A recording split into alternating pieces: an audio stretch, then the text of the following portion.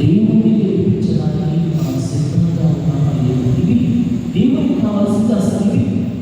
మనం దేవుడిని గెలిపించడానికి సిద్ధంగా ఉన్నామా లేదా?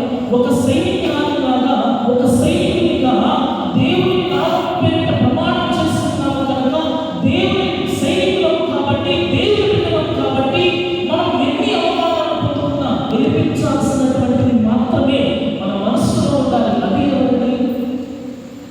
దేవాదేవుని తల్లి మరియమ్మ ప్రార్థనా సన్నిధిలో ఒకవేళ మనకు బలహీనత ఉంటే తల్లిని ప్రార్థించు.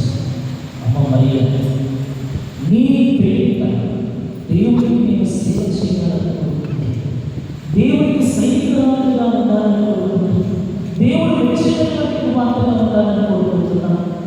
నేను ఒకవేళ పొరపాటు చేస్తే, బలహీనతలో పడిపోతే నన్ను లేపడానికి, నాకు సక్రమమైనటువంటి బోధన వలనాన్ని దయచేయడానికి నాకు సహాయకురాలున్నటువంటి ఆ తల్లి మనతోనే ఉంటుంది, మన కోసమే ప్రార్థిస్తుంది, మన బలహీనత బలంగా మార్చేస్తుంది.